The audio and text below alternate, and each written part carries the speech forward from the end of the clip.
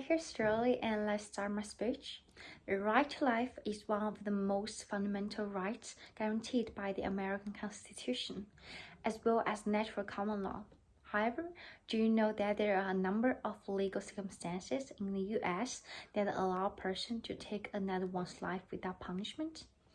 The current deadly force standard in the U.S. is too low and too subjective.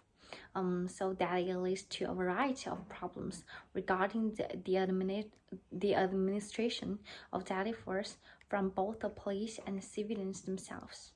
Therefore, we need an overall stronger system to contain the administration of deadly force. Today, I will share with you problems, causes, and the solution associated. With the current deadly force standard. First, let's talk about the problems. The advocates of the usage of deadly force often claim that deadly force is necessary to solve a large problem, which is to prevent violent crimes against innocent citizens or the police. However, evidence suggests that deadly force as a tool does not effectively accomplish this job. Instead, it may have worsened the issue. First of all, the administration of deadly force is a very delicate matter, and it does not help to reduce the risk of violent crimes as people hope it to be. More specifically, among civilians, the use of deadly force mostly happens in self-defense cases. However, what constitutes as self-defense is a very complex and delicate issue in terms of the law, according to Opinions, Ideas, and Practice Journal, April 2021. Civilians' use of deadly force in self-defense is mostly supported in the United States as the Stand Your Ground law and the Expand Castle Doctrine. While the legal criteria for self-defense includes multiple standard claims, such as facing imminent risk, facing to risk of death or serious injury honestly and responsibility. Not all residents in the country are educated about this matter enough to follow these claims to the letter during emergencies. On the other hand, all statistics suggest that use of deadly force does not reduce the rate of violent crimes in the United States. Instead, it might have caused more crimes than helps to solve among civilians. According to Research and Analysis AJPH, April 2021, recent attempts of expanding civilians' rights to use deadly force in self-defense purposes have not decreased, but increased the rate of violent crimes, including violent homicide, aggravated assault, robbery across the United States. Meanwhile, the relatively low standard of administering deadly force for the U.S. police force also causes police-related casualties to skyrocket in recent years.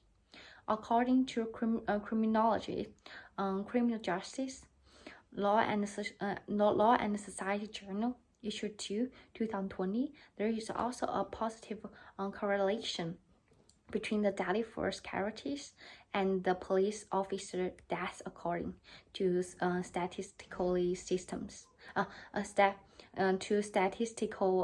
analysis.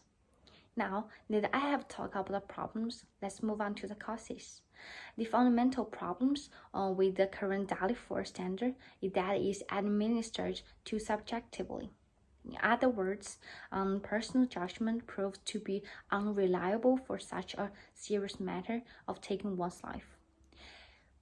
History has proved again and again that the deadly force standards are being applied with the heavy bias by people who administer them.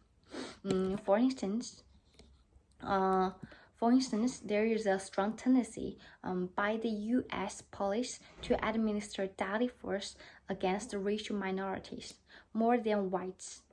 According to Journal to Transitional American Studies, Issue 12, 2021, the Black Lives Matter global uprising is directly connected to a series of incidents where African Americans and Asian Americans are disproportionately and unfairly treated by the police, including the fact that they were the subject of unnecessary deadly force administered by the police.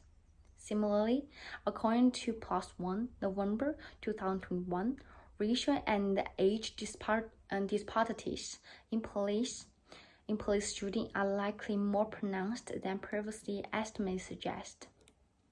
In other words, it means the official record of the police deadly force victims underestimate and the racial bias in this matter. Now that I have shared the causes, let's look at some solutions. With the fundamental cause in mind, one major solution I propose is to increase the standard of administering deadly force by both civilians and the police force in the United States. This means to introduce strong supervision and higher threshold for the legal use of deadly force. For instance, mandating all the police force to wear body cameras is a good start to ensure deadly force is not used arbitrarily by personal misjudgment. According to Policy Science, July 2020, the adoption of body cameras in the U.S. police force has already correlated to the reduction of deadly force used against racial minorities in police reports. On the other hand, more subjective data is required for policymakers to plan further actions in terms of improving the criteria for deadly force usage. According to PLOS ONE, July 2020, scholars need more data regarding non-federal police reports to determine if new policies regarding deadly force usage is effective. Therefore, the solution includes forcing the police to publish further data on deadly force charities and become overall more transparent and responsible. Clearly, there are some viable solutions to solve this problem. Today, I have shared with you the problems, causes, and the solution associated with the current deadly force standard with you. After this discussion, I encourage all of you to think of the current deadly force standard and think of how we can reduce unnecessary charities by its flaw. Thank you.